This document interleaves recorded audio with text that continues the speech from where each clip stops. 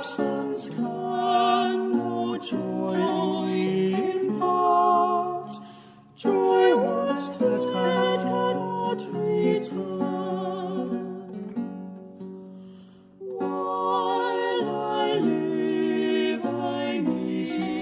Bem, como a Rafa disse, né, a ideia hoje é a gente falar um pouquinho sobre Hamlet. Estou muito feliz com a presença de vocês, porque deve ser um público bem seleto para as 18 horas. Tá aqui assistindo Shakespeare, né? Eu fiquei, nossa, estava querendo já ver o rostinho das pessoas que viriam. Então vamos lá. Antes da gente entrar no tema propriamente dito, eu gostaria só de fazer uma pequena reflexão, quase um desabafo, que eu acho que é muito importante quando a gente lida com um tema dessa natureza. A ideia é o seguinte, nesses dias eu estava relendo Hamlet para a palestra, conheço praticamente quase toda a obra de Shakespeare, né? E muitas obras eu já li muitas vezes. Hamlet, por exemplo, eu já devo ter lido umas 3, 4 vezes. Só que na hora que eu sentei para fazer a leitura, sabe quando você lê, olha e está na página 4. Aí você lê, está na página 6, não rende. Eu falei, gente, o que está acontecendo? Parei um pouquinho, respirei, tomei uma água, sentei numa postura de mais atenção, deixei o celular para lá, falei, não, vamos fazer direito? Comecei a ler, quando eu vi, acabou. Né? Então, eu queria falar um pouco sobre isso, sobre essa ideia de que, às vezes, quando a gente pega uma obra como um Shakespeare, um Immanuel Kant, tem alguns nomes que parece que são meio que assombrados, tem quase que uma auréola de dificuldade, de complicado. E isso não é uma realidade, sabe? A gente tem que vencer um pouquinho esse preconceito de que a gente está lidando com uma obra difícil, porque não é. Muito pelo contrário, uma obra como essa chega a ser dócil, chega a ser leve a leitura, mas um pouco é entretenimento, de tão suave, é agradável, não é difícil assim. E aí eu comecei a refletir, sabe, pensar comigo mesmo, por que será então que às vezes a gente tem essas dificuldades? Por que a gente acha difícil lidar com esse tipo de obra? E aí aconteceu uma coisa bacana nessa semana que eu estava pensando nisso, que eu fui num determinado escritório, sentei na recepção, estava muito cheio, então eu tive que sentar ali pertinho da recepcionista e ela estava ouvindo uma música. E aí eu perto dela comecei a prestar atenção e a música dizia assim, cheguei chegando. Aí eu fiquei pensando comigo, né? O que será que isso significa? Né? Eu ouvindo a música eu não conseguia entender. Então cheguei chegando, cheguei aonde, por quê, de que maneira, chegando é como? É causando uma boa impressão, é uma má impressão, eu estava feliz, eu estava triste. E a sensação que eu tinha era um pouco triste porque não tinha me transmitido nada. Eu não tive a oportunidade de fazer nenhuma comunicação com a mocinha lá do rádio. Ela estava lá dentro do rádio, eu sentada lá na minha cadeira e em nenhum momento se estabeleceu de fato uma transmissão.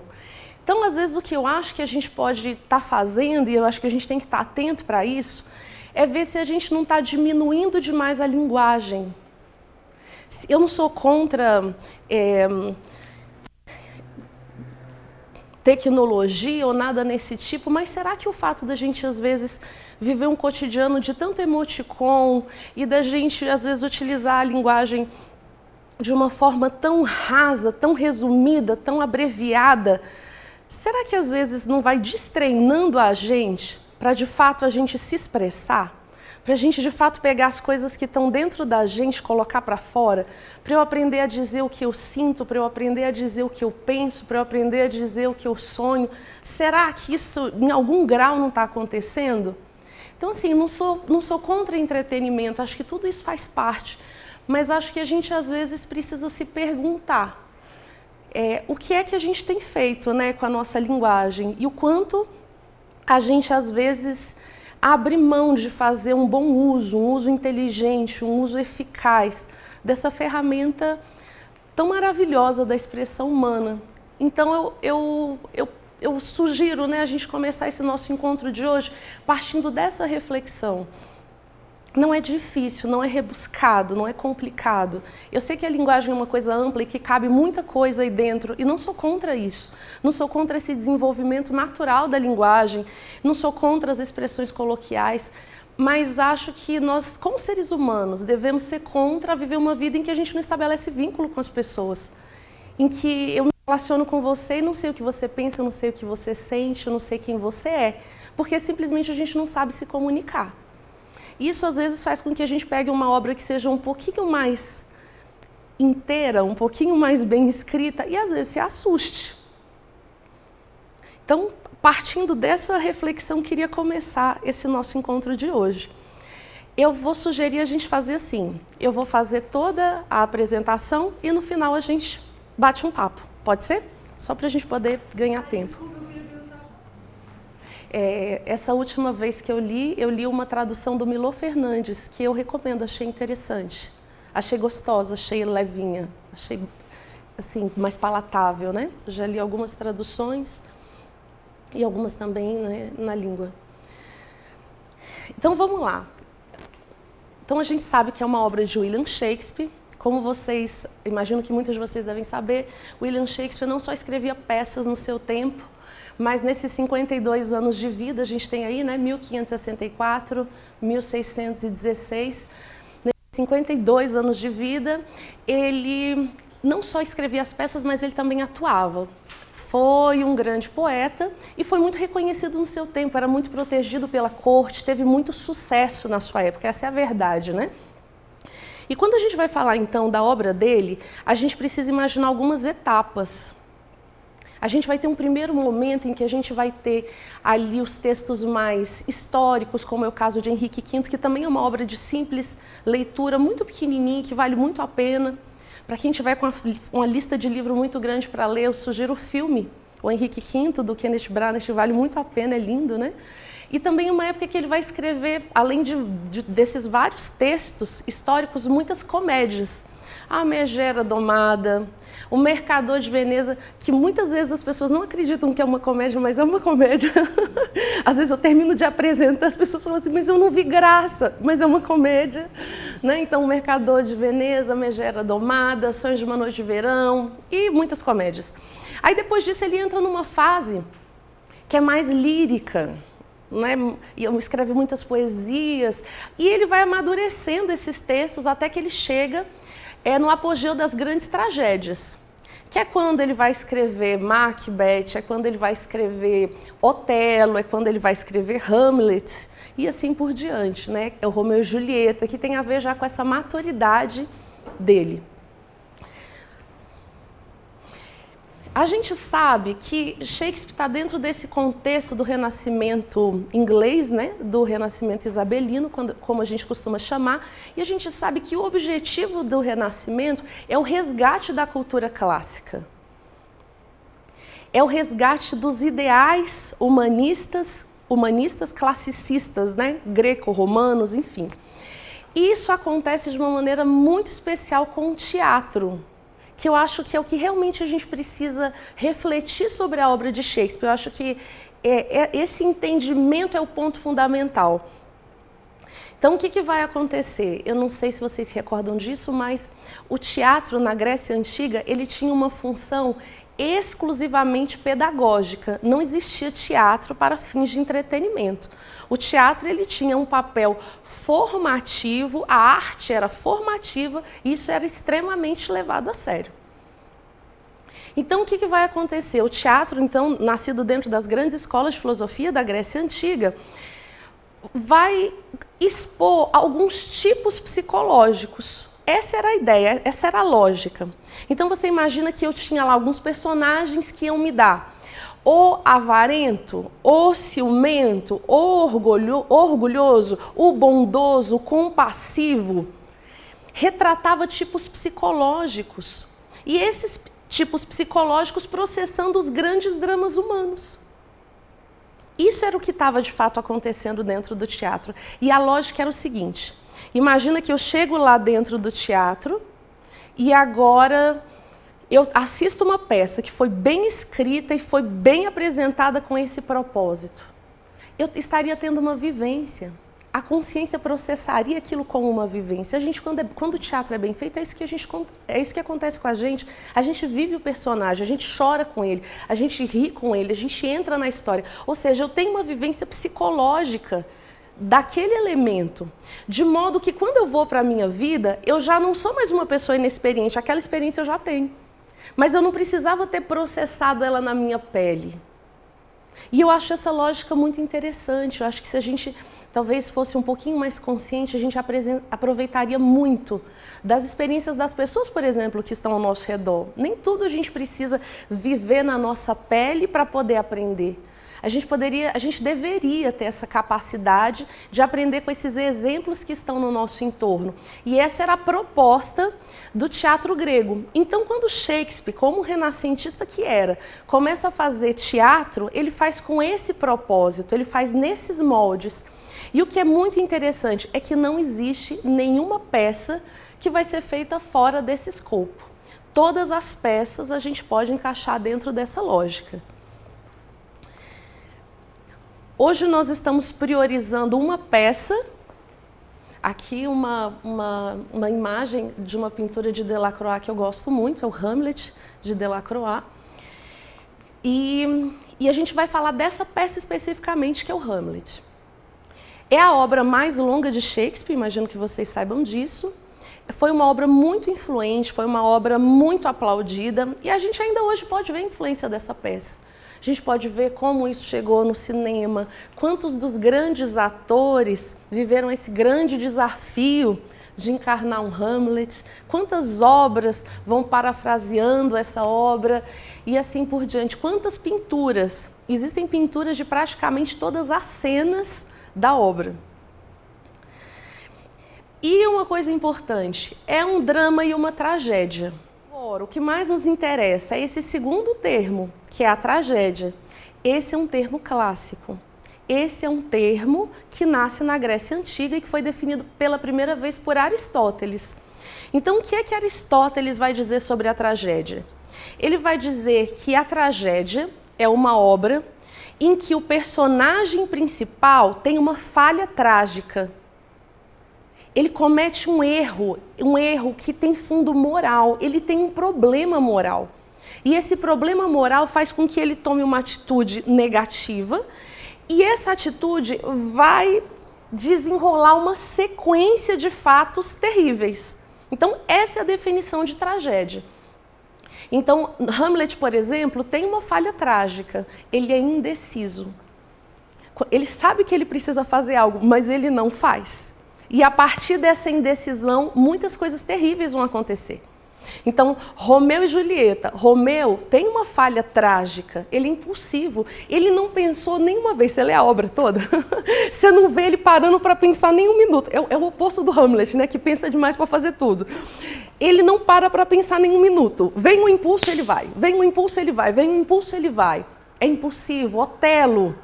Ele é inseguro, ele não confia que ele, como Mouro, mesmo tendo vencido todas aquelas batalhas, tenha chegado ao nível dos europeus com que ele convivia. Ele não acredita que ele tem valor. E por isso ele começa a achar que as pessoas também acham que ele não tem valor e começa a desconfiar das pessoas. A desconfiança que ele tem nele, ele projeta fora. E é toda aquela tragédia, né, de tanta desconfiança e ciúmes. Então, é o X da questão, é uma tragédia, ou seja, tudo vai acontecer baseado nesse posicionamento de Hamlet, nessa falha trágica. E a ideia hoje é a gente fazer uma abordagem filosófica, refletir sobre alguns desses elementos presentes dentro desse enredo. Mas para isso, inspirado aqui na Ofélia de Millais, né, pré-rafaelita, maravilhoso, um quadro lindo, um dos personagens mais importantes dessa obra, está aí, a Ofélia. Inspirado nisso, eu vou contar rapidamente a história para aquelas pessoas que leram Hamlet quando tinha 15 anos de idade e não lembra mais, ou quando a gente viu, às vezes, só o filme rapidinho, ou meio dormindo, meio acordado, e é isso. Então, rapidamente. É uma história com muitas nuances, muitos detalhes. Então, o que eu fiz? Eu fiz um esquema, olha que absurdo fazer isso com o Hamlet. Mas eu fiz para tentar ajudar um pouco a vocês não se perderem, porque é muita coisa. certo? Então a gente vai nesses pontos bem focadinhos e em 5 minutos a gente resolve o nosso problema para a gente poder dialogar e refletir sobre essas ideias. Combinado? Vamos lá então. Então a primeira coisa é que a Dinamarca tinha na sua coroa um rei maravilhoso, que era o rei Hamlet, que vinha de uma linhagem de reis muito nobres. Então o rei Hamlet era um rei puro, bondoso, que tinha toda a vida dedicada a seu reino, e ele é a figura mais arquetípica, eu diria, dessa história. E esse rei que ganhou muitas e muitas e muitas batalhas, lá pelas tantas tem lá umas questões com a Noruega. E vence todas elas, inclusive mata o rei da Noruega, e a Noruega passa a ser cuidada, né, por Fortinbras, filho desse rei morto então. E é feito, Fortinbras cresce, quer tomar a Dinamarca, quer tomar, na verdade, as terras que a Dinamarca tinha tomado da Noruega, mas é feito um acordo de paz, que Fortinbras finge cumprir. E assim, o rei Hamlet vai vivendo sua vida, até que um dia, depois do almoço, ele é encontrado morto no seu jardim. E a notícia que se espalhou é que ele havia sido picado por uma serpente. E que ele teria tido essa morte assim tão banal. Só que aí acontece o seguinte, Hamlet, o príncipe Hamlet, ele recebe um recado muito estranho. Alguns guardas do palácio tinham visto um fantasma do seu pai. E o fantasma não conseguia falar. Então ele foi até o forte, né, para poder também fazer guarda e assim ter contato com esse fantasma. E o fantasma então diz a ele, diz assim, olha meu filho, disseram por aí quando eu morri que eu havia sido picado por uma serpente. Eu fui. Só que a serpente que me picou hoje está usando a nossa coroa. Quando Hamlet ouve essa ideia e descobre então que seu pai havia sido assassinado, ele fica completamente transtornado. Porque então o que acontece? Cláudio, que era irmão do rei Hamlet, querendo o trono, usurpa o trono, assassina o rei e se casa de imediato com a sua quase irmã, com a sua cunhada, Gertrudes. Então vejam bem, o trono foi usurpado, o trono era de direito do príncipe Hamlet. Mas como a mãe dele se casa, ele perde o trono. Esse é um fato muito importante da nossa história, para a gente poder dialogar um pouquinho mais na frente.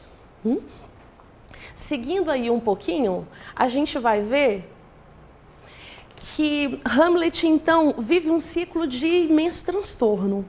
Porque agora veio um fantasma, contou uma história maluca para ele, e agora, se eu sou uma pessoa sadia, será que eu acredito no que um fantasma vem e me diz? Será que eu não estou tendo uma alucinação? Será que é isso?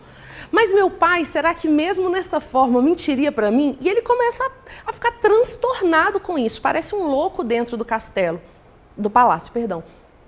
E aí é onde tem aquela cena interessantíssima dos monólogos, né? Ele olha diante de um espelho e diz, olha, ser ou não ser? Vale a pena? Ser ou não ser, nesse caso de Hamlet, significa assim, existir ou não existir? Significa assim, vale a pena ficar vivo ou é melhor morrer? É isso que ele está perguntando nesse momento, dentro desse nosso contexto. O que ele diz é assim, olha, você imagina a vida que um ser humano leva. Ele nem está falando só dele, ele está falando do entorno em geral. As pessoas sofrem tanto, as pessoas são humilhadas, as pessoas têm problemas de todos os tipos, as pessoas sofrem perdas terríveis. Por que um ser humano tolera isso? Por que um ser humano não tira a própria vida? E ele diz, olha, um ser humano só não tira a própria vida porque ele tem medo do que vem depois. Porque se ele não temesse a morte, talvez ele não aguentasse. E talvez ele levasse a própria vida ao fim. Então ele chega à conclusão de que então essa não é uma opção. Já que a gente tem esse medo e é isso, então não é por aí. Mas agora eu faço o quê? Eu ajo? Eu paro? Como eu devo agir? Como deve ser a minha conduta daqui para frente? E as pessoas no castelo, no palácio, olhando tudo isso, começam a ficar meio preocupadas, porque parece que ele está doido. E aí, então, entra o caso da Ofélia, que foi essa imagem do Millais que eu mostrei agora há pouco para vocês. Ofélia era a grande amada do príncipe Hamlet. Ela o amava e ele o amava. Só que o pai de Ofélia, Apolônio, que era um bajulador, conselheiro da coroa, não gostava dessa história, porque ele dizia: minha filha, ele é um príncipe, o futuro dele não pode ser seu, não está nas suas mãos, está da Dinamarca. Se ele tiver que fazer um casamento de conveniência, então não se entregue, não fique perto dele, porque você vai sofrer. Só que já tinha sido tarde demais. Mas mesmo assim ela obedece, o pai se afasta. E como Hamlet estava ficando cada dia mais louco, Apolônio começa a achar que é por causa de Ofélia que Hamlet está doido. E ele cria uma circunstância, uma farsa, em que Ofélia vai conversar com Hamlet e ele fica escondido por trás da cortina com o rei Cláudio para poder mostrar para o rei Cláudio que essa era a causa da loucura de Hamlet. Só que Hamlet, genial que era, tinha sido um príncipe muitíssimo bem formado em todos os aspectos, entende que ela está enganando ele. Isso parte o coração dele de muitas dores. E ele diz: olha, eu não posso mais amar você. Vai para um convento. E ela fica transtornadíssima com toda essa história. Claro, não fica bem, era a pessoa que ela amava, ele também não está bem com isso, e a dor vai crescendo cada vez mais. E nesse momento chega na cidade uma companhia de teatro. Aí Hamlet tem uma ideia, ele fala assim: olha, eu não precisava da prova, pois agora a minha oportunidade de provar está aí. O que eu vou fazer? Imagina, pensa comigo. Eu vou escrever uma peça para esse pessoal representar para a corte, e eu vou escrever uma peça contando tudo, contando um caos de um rei, de não sei da onde, de um país distante, e que esse rei foi assassinado pelo próprio irmão. Eu vou contar a história em público, sem apontar o rei Cláudio. Se ele tiver dor, se ele tiver culpa, ele vai sentir dor, ele vai se denunciar. Ele queria uma prova. Para ele não bastava a aparição do fantasma, ele precisava de uma prova. E ele vai, acontece então a encenação da peça, e como ele tinha previsto, o rei Cláudio se transtorna. E no que o rei Cláudio se transtorna, ele vai para um confessionário e fala tudo. E Hamlet, escondido, escuta e tem ali a prova. Então é o seguinte, aqui é o ponto-chave da peça. Só o que Hamlet precisava fazer era: matava o rei, ele era amado pelo povo, recuperava a sua coroa e estava todo mundo feliz para sempre na Dinamarca. Mas é assim que ele faz? Não. Por quê? Porque ele tem essa falha moral, ele é indeciso, ele fica: eu mato agora, eu não mato, não vou matar depois. Mas será que é justo matar agora? Será que não é? E ele começa, ele já sabe o que ele precisava fazer, mas ele não faz. E vai dilatando, vai dilatando, vai dilatando. E muitas coisas terríveis vão acontecer. Por exemplo, ele vai repreender a mãe dele. Ele vai conversar com a mãe e vai dizer: olha, a virtude não pode ser como a cera que se derrete diante do calor, do fogo, do desejo. Você esteve do lado de um homem tão genial, como você pode estar do lado desse homem hoje em dia? Recobra a consciência. E quando ela meio que vai entrando nisso e vai ouvindo Hamlet, acontece uma coisa: o fantasma aparece para Hamlet ali, é claro, só para ele, não para a mãe. E ele começa a conversar com o fantasma, a mãe dele acha que ele está louco, dá tudo errado, e ele vai repreendendo ela, vai repreendendo. E Apolônio, o pai de Ofélia, que estava escondido por trás de uma cortina, amando do rei, ouvindo a conversa, começa a ficar preocupado com Hamlet pressionando a rainha. E grita. E nisso, Hamlet sai gritando: um rato, um rato, um rato, e assassina Apolônio, achando que estava matando o rei. Agora, o príncipe Hamlet tem uma morte nas costas. Como essa morte vai ser explicada? O que vai ser feito?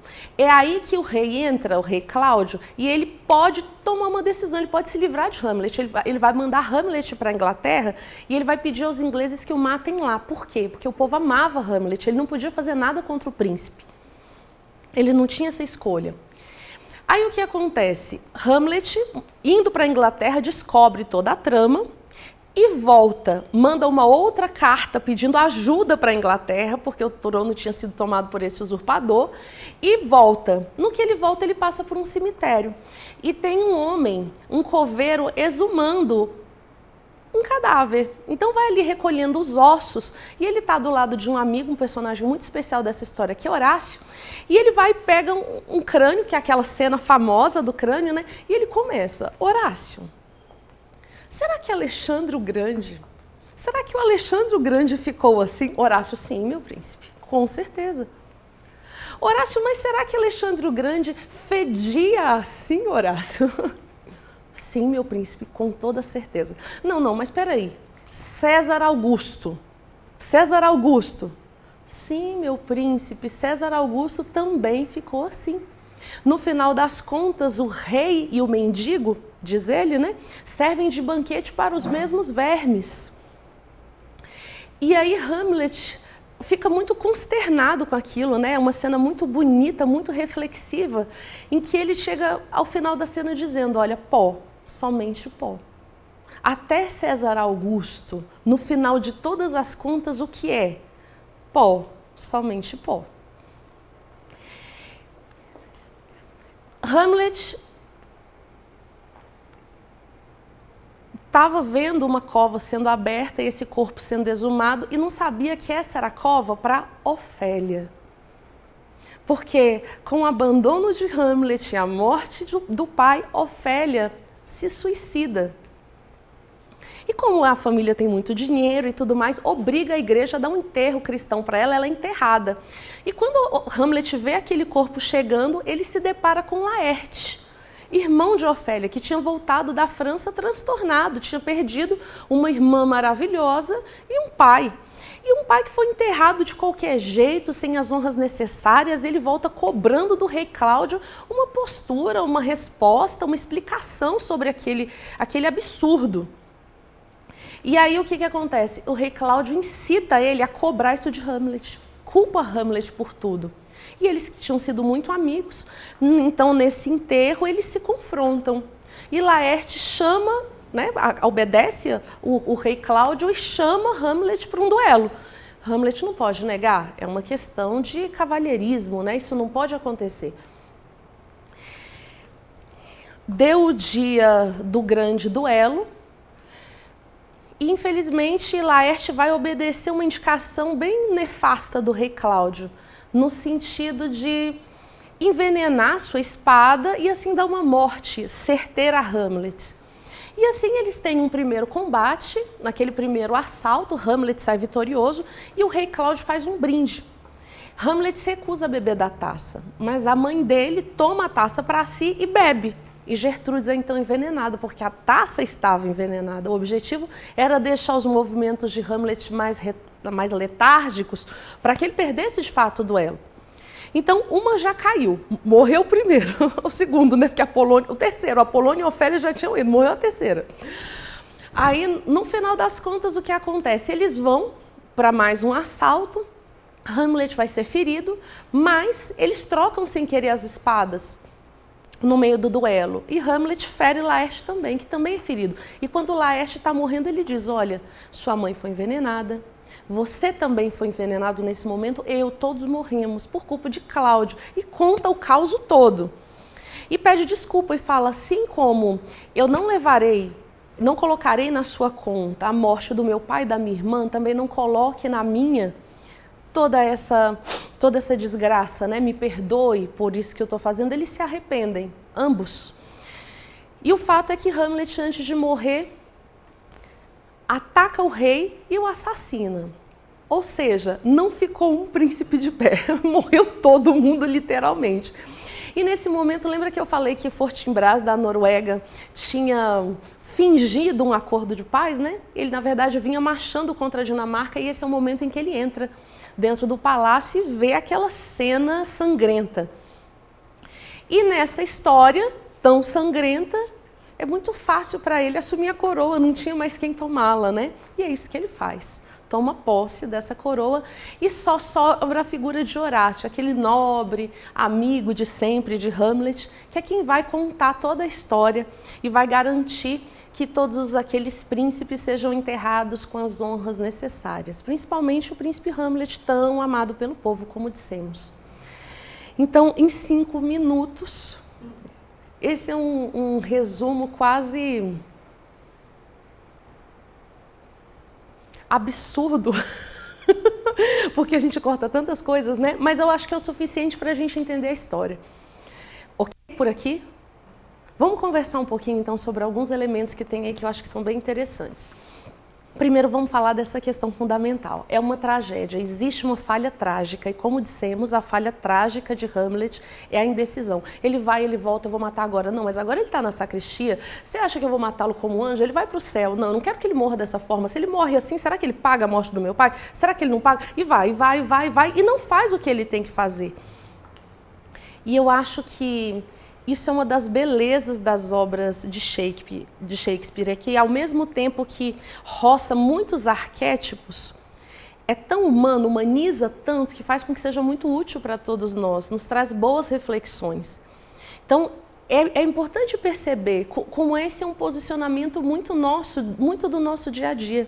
Se todas as vezes que a gente tivesse chegado à conclusão de que algo era bom para nós, a gente tivesse simplesmente se posicionado e agido daquela forma, onde cada um de nós estaria hoje?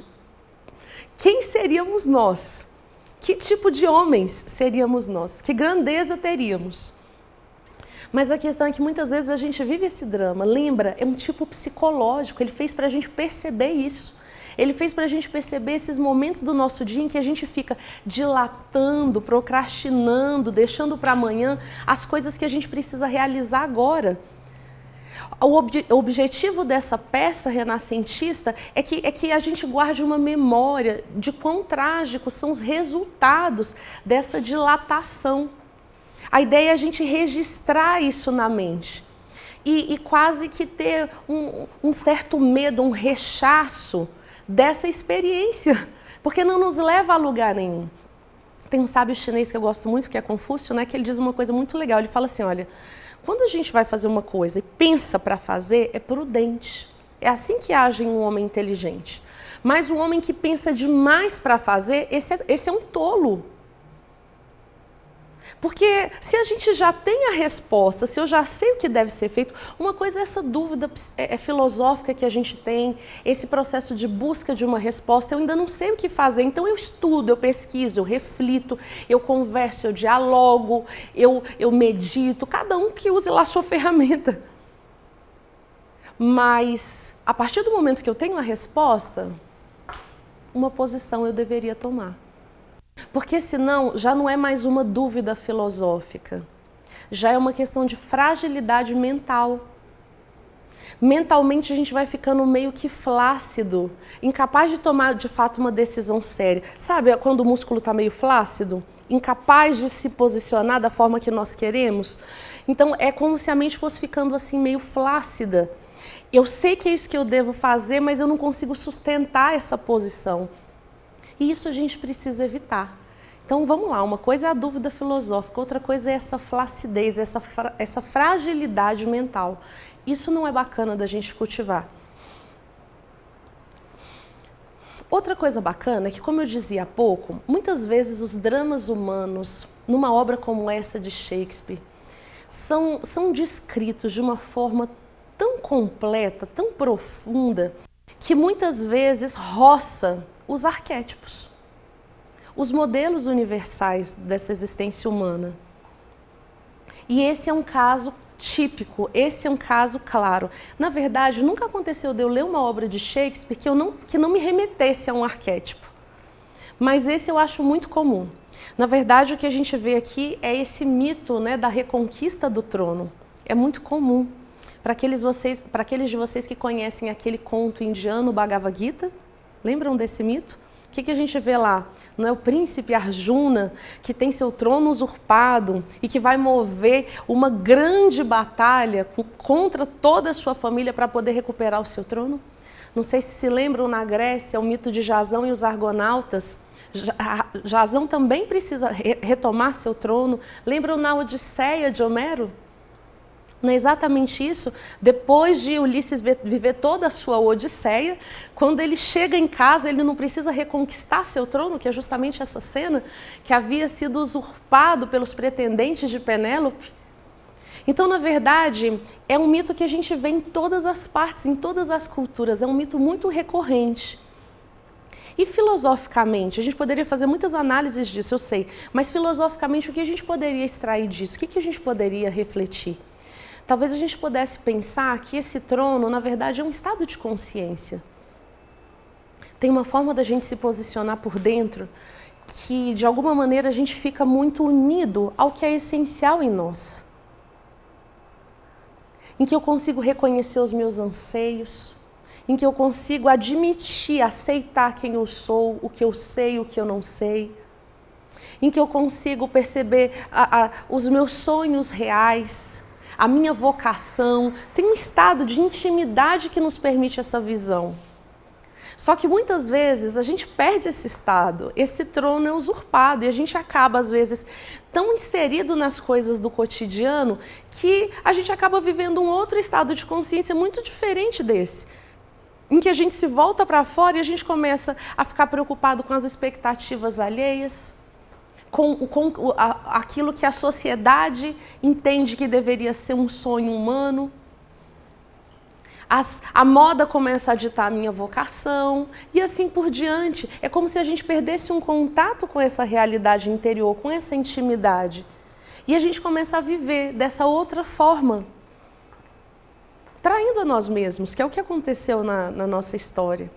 E aí o mito fala disso, desse esforço que todos nós devemos fazer todos os dias para poder estar no mundo, completamente envolvidos com as questões do nosso dia a dia, do nosso cotidiano, mas junto de nós mesmos, né? Unidos a essa questão, a esse estado, a essa essência interior.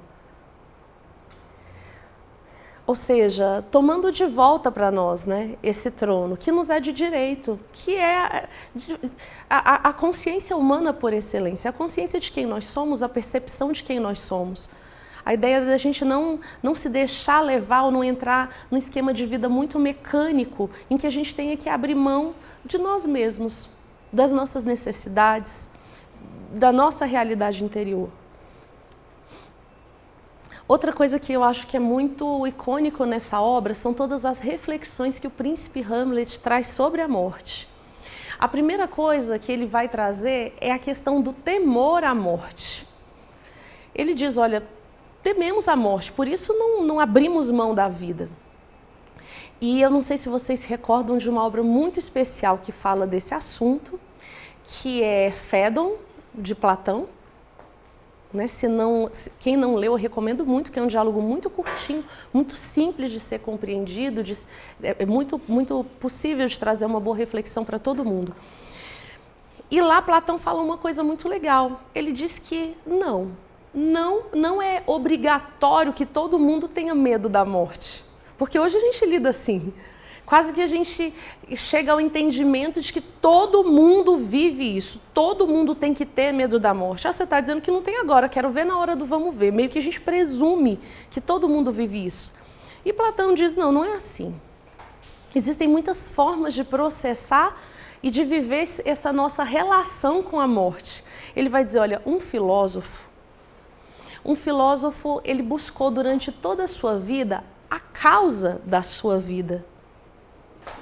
A causa de si mesmo. E quando ele morre, ele está encontrando em contato com a causa da própria vida, que é a própria alma. Então isso é motivo de alegria e de júbilo para um filósofo, não de medo. Mas trazendo aqui um pouquinho mais para baixo, para a nossa realidade de aprendizes de filósofos que ainda não somos esse filósofo com esse F tão maiúsculo que presumia Platão, o que eu penso sobre isso? O que eu penso é que, sim, eu acho que ele está correto. Eu acho que a gente pode relacionar com a morte de N maneiras. E eu penso que se a gente pensa na morte, se a gente reflete sobre a morte, se a gente não rechaça essa ideia, porque tem gente que é assim, né? Morte eu não quero nem pensar, aí nem fala disso comigo, não é assim? Eu acho que se a gente reflete sobre isso, que se a gente pensa sobre isso, eu acho que a gente pode aprender a pegar nas mãos dessa morte. E eu acho que a gente pode aprender a caminhar com ela. Eu acho que a morte pode estar por perto, influenciando muito positivamente a nossa vida. Como seria a morte estar por perto?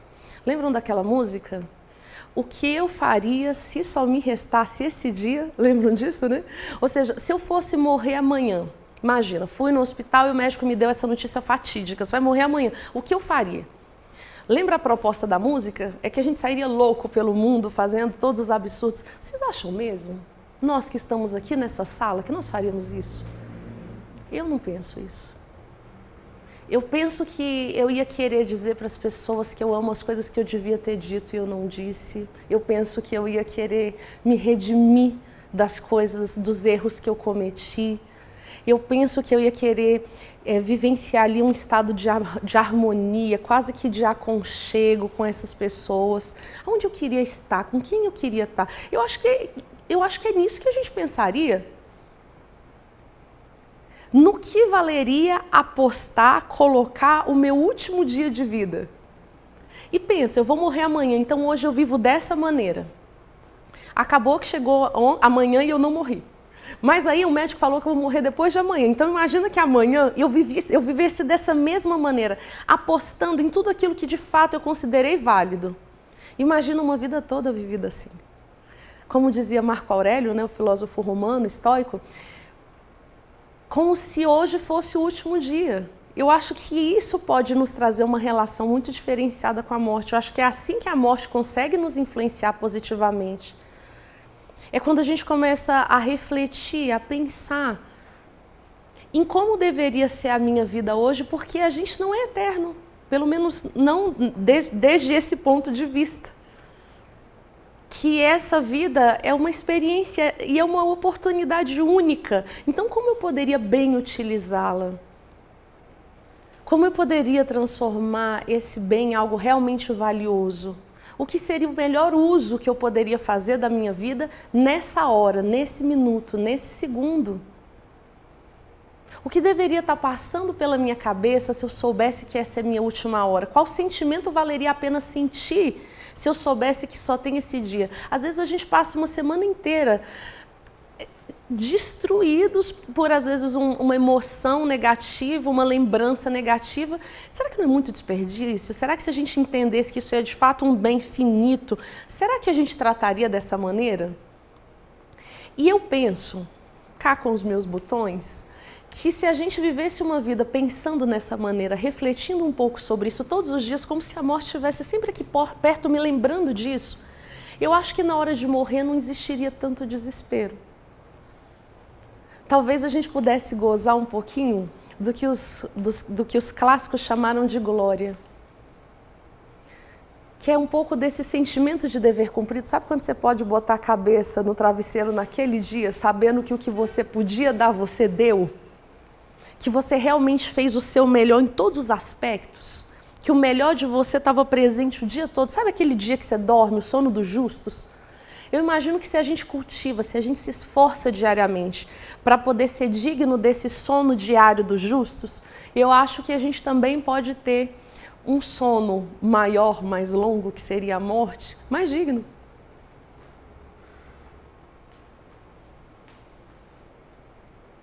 Entendem? Eu acho que podia ser assim. Então eu acho que não necessariamente a gente precisa viver essa relação com a morte de tanta distância, como uma coisa que eu não quero nem pensar, como uma coisa tão terrível que eu não posso nem pensar. Eu acho que não precisa ser assim. E a outra coisa maravilhosa, né, que é a cena do crânio, é essa constatação que ele faz de que todos temos o mesmo destino, que eu também acho que é uma coisa que a gente deveria pensar mais vezes. Talvez a gente tivesse um mundo mais fraterno se a gente lembrasse disso mais vezes, porque às vezes à primeira vista a gente olha no nosso entorno e parece que a gente é muito diferente, porque personalisticamente somos diferentes. Porque um é alto, um é baixo, porque um tem uma cor, outro tem outra, porque um tem um grau de escolaridade, o outro tem outro, porque um ganha X, o outro ganha Y. Às vezes a gente olha e parece que a gente é muito diferente. Se a gente lembrasse disso, né? Se a gente lembrasse que é pó, somente pó, se mais vezes no decorrer da nossa vivência a gente lembrasse disso, talvez a gente não fizesse tantas diferenças assim. Talvez a gente conseguisse reconhecer que lá no íntimo todo ser humano vive os mesmos dramas. Talvez a gente pudesse reconhecer que lá no íntimo como seres humanos, nós temos aí diante de nós os mesmos arquétipos e vamos lá vivendo experiências muito parecidas. As grandes questões da intimidade humana, da alma humana, são muito comuns. Ainda que às vezes a gente vá vivenciar isso num contexto de um sítio ou numa grande metrópole, ou que a gente tenha a oportunidade de vivenciar isso dentro de um escritório no 30º andar ou capinando, o contexto pode ser diferente. Sozinho ou acompanhado, o contexto pode ser diferente, mas lá no íntimo é pó, somente pó. Pó, somente pó. É pó, somente pó. Lembrar disso mais vezes, eu acho que nos humanizaria muito. Outra questão bacana, e aí vale para todas as obras de Shakespeare, é que a gente vê que ele faz um grande esforço para exaltar a virtude. E ele usa uma técnica que a gente vê praticamente em todas as peças, que é a construção de contrastes muito evidentes. Todas as obras dele, pelo menos as que eu conheço, eu vejo isso claramente, né? Você identifica esse esforço bem consciente de fazer isso. Então, nessa obra, por exemplo, você vai ter a figura de Hamlet, do rei Hamlet e do rei Cláudio. Parece que o rei Cláudio ele é construído de uma forma tão feia, tão mal acabada, de propósito, para a gente sair tão amante assim do rei Hamlet. Você vê a figura do Hamlet, que embora tenha seus ciclos de indecisão, não é uma pessoa que vive ali muito dentro daquela caixinha. Se algo precisa ser feito, ele é capaz de quebrar as regras que não são justas, ele é capaz de ir além, de investigar, o contrário da Ofélia. Que é justamente o oposto disso. Alguém disse algo e ela diz amém. É para fazer isso? Amém. Mas isso, amém também. Então a gente nem tem pena da Ofélia. É interessante isso na obra, porque ela teve essa experiência terrível. Você lê o livro, você nem se compadece dela. Porque o contraste é tão forte que às vezes eu acho que ela está ali só para fazer a gente amar mais o príncipe. E assim a gente vai vendo, né, a figura do Horácio, esse amigo tão fiel, com esse amigo bajulador que era o Apolônio. Ele vai criando esses contrastes para mostrar o valor da virtude. E outra coisa é aquela frase que eu comentei, que eu acho que vale a pena uma reflexão, em que ele vai dizer, olha, a virtude não pode ser como a cera que se derrete diante do fogo. E toda vez que eu leio essa frase, eu me lembro imediatamente da República de Platão. Porque é o conceito que Platão dá de coragem. Ele vai dizer, olha, o homem corajoso, e a coragem é uma virtude importante para fazer nascer o indivíduo e o Estado. Um homem feliz e um Estado feliz nasce de virtudes, e uma das principais virtudes que ele vai eleger é essa aí, a coragem. Ele vai dizer, olha, a coragem é a capacidade que um ser humano tem de fazer o que deve ser feito independentemente do prazer e da dor. Não pode derreter diante da cera. Não é porque veio um calor, não é porque veio um desejo, ou não é porque veio um medo que isso pode nos abalar. O que deve ser feito é X? Pois então que seja feito. A gente não pode balançar por conta disso. Imagina, por exemplo, que eu sou um guarda de trânsito. Aí eu tô lá. Aí, final de semana, passa aqui nosso amigo, tá com um carro irregular e me oferece um dinheiro. Pelo prazer, pela imagem do prazer que isso poderia me trazer de ter um final de semana super legal, eu me torno cera ou eu tenho de fato uma postura corajosa? Eu derreto diante desses estímulos? Eu me deixo corromper assim como a vela se corrompe pelo calor, ou a gente sustenta? Eu quero o melhor para o meu filho, eu sou bondoso para o meu filho, eu quero o bem do meu filho. Mas quando ele fala assim, ai mãe, por favor, o que eu faço? É como a cera ou eu sustento a virtude? Eu sustento o que eu devo ser, que é bondosa para ele, ou eu faço o que ele quer que eu faça? E derreto diante desse charme, desse carinho, ou do medo de perder isso? Então, acho que é sensacional, acho que é uma frase bacana para a gente guardar com a gente, né? Quando eu sou corajoso, quando eu faço o que deve ser feito, quando aquilo que é humano em mim, a justiça, a bondade, o amor, a compaixão, o respeito, a fraternidade, quando eu sou capaz de sustentar essas coisas, apesar do meu entorno. Outro ponto muito importante é a redenção. Tem uma cena super dramática que é quando o rei Cláudio assiste a peça e vai para o confessionário. E é muito bacana porque assim, ó, ele não tem o que dizer, porque ele não está arrependido. E ele começa a rezar. Ele diz, olha, anjos, anjos do céu, me atendam. Me ajudem a me arrepender. Porque esse é o problema, eu não estou arrependido, porque se eu tivesse arrependido, eu não estaria hoje gozando dos frutos do meu crime. Se eu tivesse de fato arrependido, eu não estaria mantendo esse casamento, nem essa coroa, eu entregaria tudo. Anjos, anjos do céu, me ajudem a me arrepender, ele pede, ele quer se redimir, mas ele não sabe. E então ele simplesmente sofre porque a consciência dele acusa que está errado, mas ele não sabe se redimir, ele não consegue se arrepender e se refazer. E eu também acho que, do ponto de vista psicológico, é uma postura super interessante, porque todos nós erramos e eu acho que a gente tem que estar muito tranquilo em relação a isso, em relação ao fato de que a gente vai errar muito sempre, porque tem a ver com a nossa condição humana. Agora, como eu me posiciono diante dos meus erros? É de uma forma honrada? Eu me redimo? Eu errei com você, tive esse posicionamento, não é bom. Eu volto do início e agora faço certo? Eu sei me reposicionar, eu sei me refazer, ou eu fico pedindo desculpa e continuando fazendo as coisas erradas? Porque aí não tem redenção. Não adianta pedir desculpa, não é uma questão da outra pessoa ficar bem com você ou te admitir na vida dela. É a minha capacidade de recuperar a minha dignidade humana e seguir dando passos conforme a minha consciência me acolhe e diz que está bem. Então, eu acho interessante isso, né? Redenção tem a ver com refazer-se. Não é uma questão de pedir que as pessoas me perdoem e que as pessoas digam, ok, eu te perdoo. Ou pedir às vezes até que Deus me perdoe e esperar que Deus... Ok, isso é um problema das pessoas ou para quem acredita, é um problema de Deus. Eu não sei. O meu problema não é esse, o problema sou eu. Como eu me posiciono? Esse é o meu problema. Eu me refaço?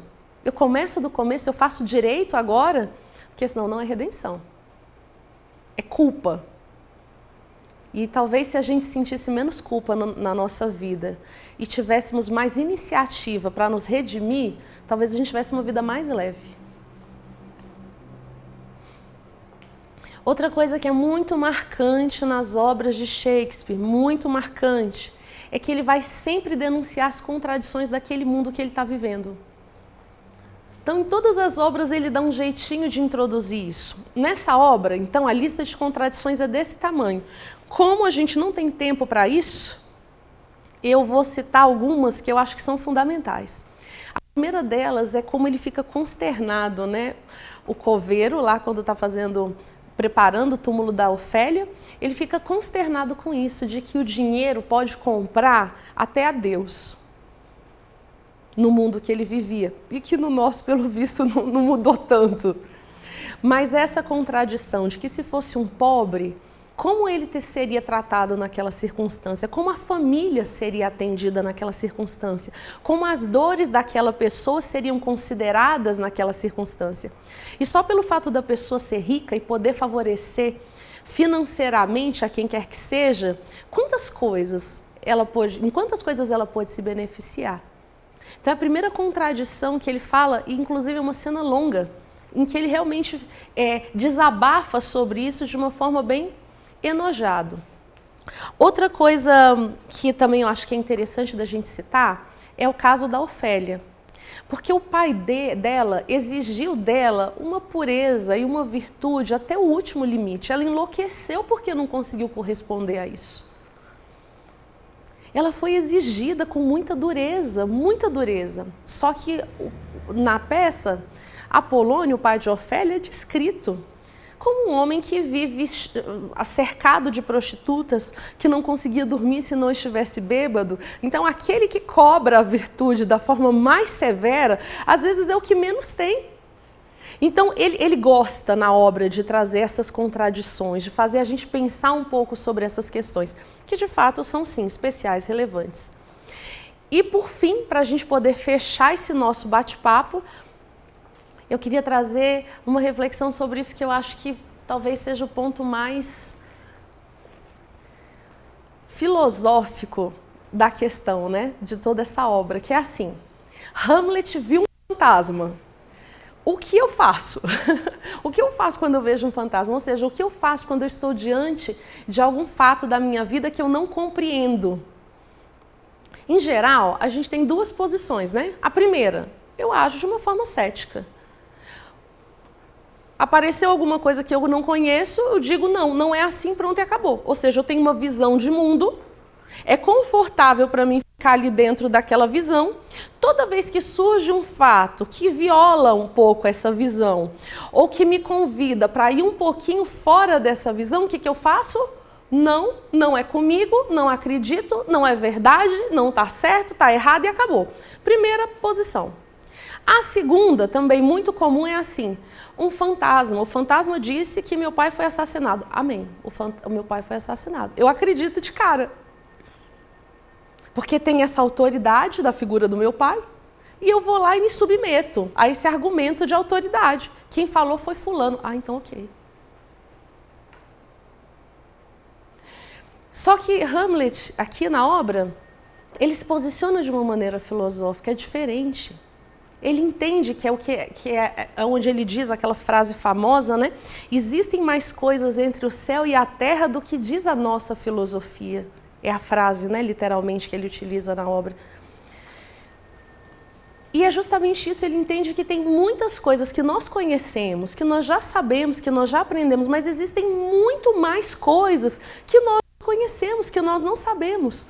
E daí nada mais natural e nada mais sadio do que uma postura de humildade, no sentido de querer buscar essas coisas. No sentido de querer filosofar, de amar a verdade, de amar descobrir o que esse mistério significa de fato dentro do meu contexto de vida. E eu acho que o que a gente tem que pensar é que a vida da gente tem muitos mistérios. E cada um vai ter que saber trazer à tona os seus. E eu acho que a sugestão que a obra traz é de que nós nos relacionemos de uma forma madura com esses mistérios. O que seria isso? Então, por exemplo, eu olho para a ideia da morte, é uma coisa que eu não sei conviver, relacionar, é um mistério para mim. Pois então, com humildade, me coloco nessa direção, não para morrer, né? Mas para investigar, para poder entender. Por que às vezes eu faço as coisas certas e dá errado? Por que às vezes eu fiz tudo errado e deu certo? Tantos mistérios que existem na minha vida. Por que eu fiz tudo pelo meu filho e ele age dessa maneira em relação a mim?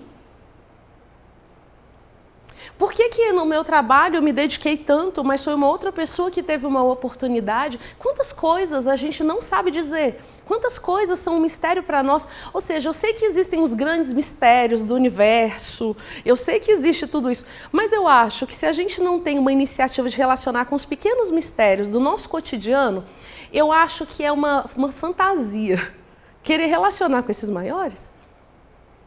Acho que a gente deveria fazer as duas coisas ao mesmo tempo. Pensemos nas grandes coisas, mas também olhemos para a nossa vida como um mistério que é. Existem muitos mistérios no nosso cotidiano. Por que às vezes eu olho, meus filhos estão saudáveis, meu marido está lá lindo de morrer, meu emprego está bem, e mesmo assim eu não estou me sentindo bem e feliz? E não entendo, eu olho e não entendo, é um mistério para mim. O que isso significa? Por que ao meu redor, às vezes, existe uma pessoa sofrendo tanto e às vezes eu não consigo sentir uma iniciativa mínima, um impulso, uma motivação mínima para ajudá-la? Se a gente olhasse para esses pequenos mistérios que nos rodeiam e a gente se relacionasse como Hamlet, que vai lá em busca de querer dar uma resposta para esses pequenos mistérios, eu tenho certeza que a gente teria a sensação de que a gente não vai só passando pela vida, mas que a gente vai vivendo a vida? De que os dias vão passando e que a gente vai conseguindo extrair alguma coisa desses dias? De que a vida vai vindo e que isso vai nos dando uma bagagem, um amadurecimento, que isso vai nos acrescentando, que a gente vai passando pelas experiências, pelos dias, pelas horas e vai ficando mais forte, mais capaz de lidar com essa situação. E eu acho que isso já daria muito sentido à nossa vida. Viver assim faz muito sentido, viver assim pode ser muito realizador. O que eu acho que realmente é triste é ir passando os anos e a gente se vê com os mesmos problemas, sofrendo pelos mesmos motivos, até que chegue às conclusões de Hamlet. Será que vale a pena? Ele questiona a existência humana. Ele diz, será que vale a pena viver? Será? Depende de como se vive. Dependendo de como se vive, acredito que se a gente tem uma postura filosófica diante da vida, que sim. Vale muito a pena viver. Viver pode ser extremamente realizador. E não só realizador, mas pode ser útil. Porque imagina essa pessoa que vai caminhando dessa maneira, de forma tão construtiva acerca de si mesma.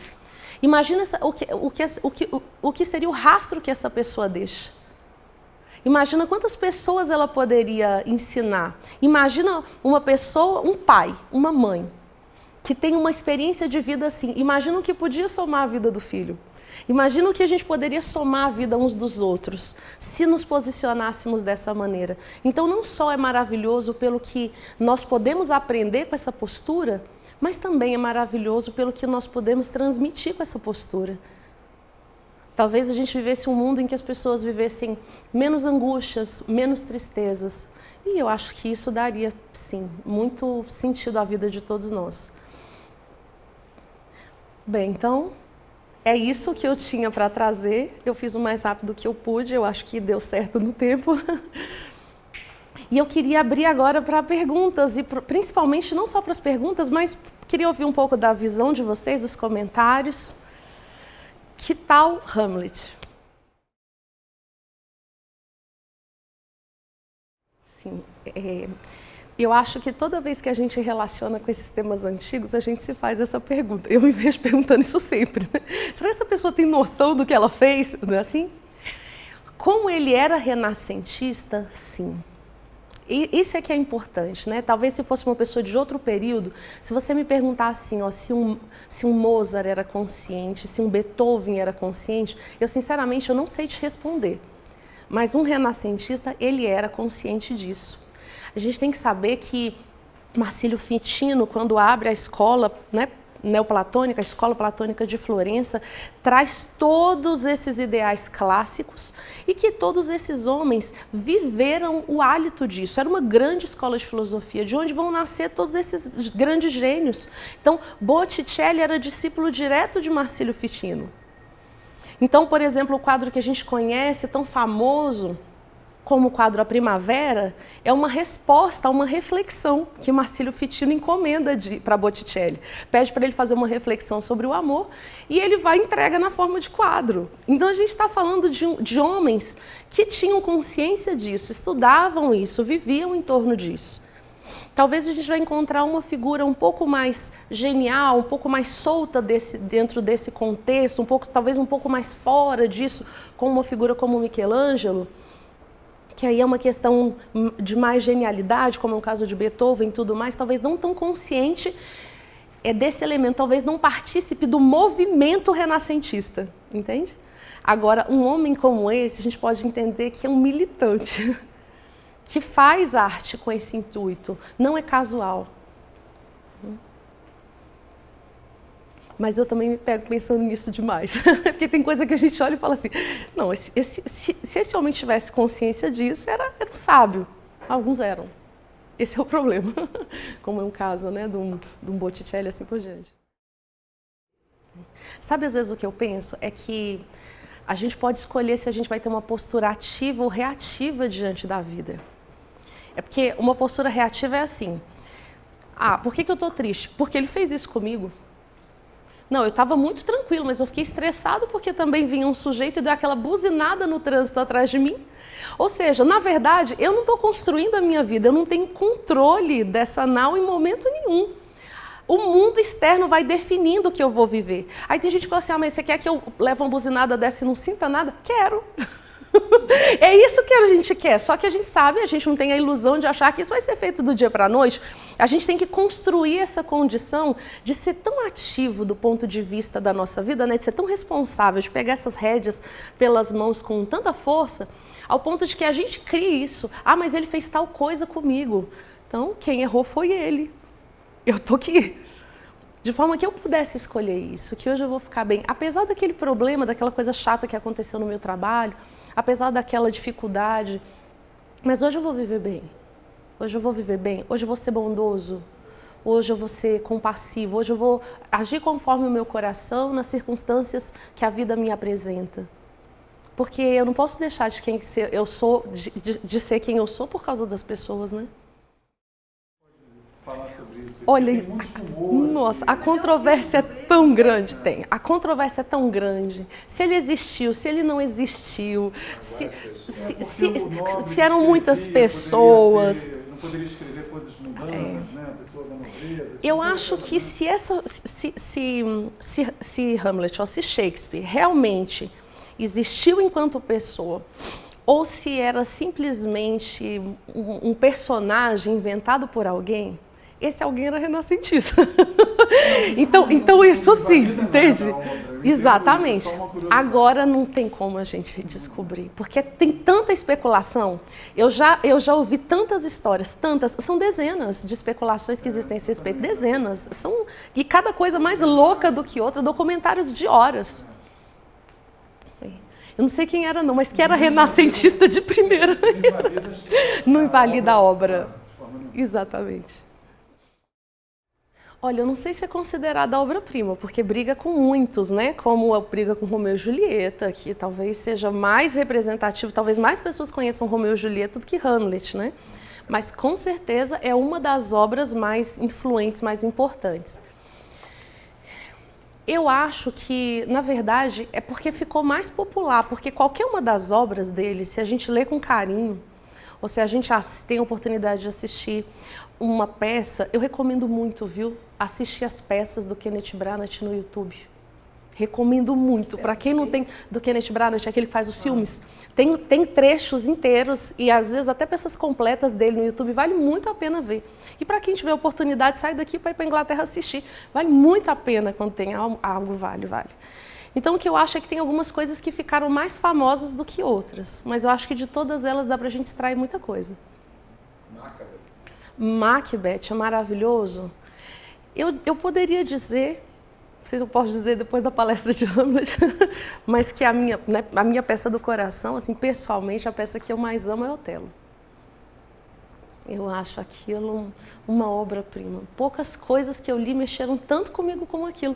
E mexeram no sentido mesmo eu percebo que algumas mudanças, algumas transformações eu vivi com aquilo. A vida antes e depois, de conhecer aquela ideia, eu acho excepcional. Eu realmente gosto. Absence can no joy impart, joy once that cannot return.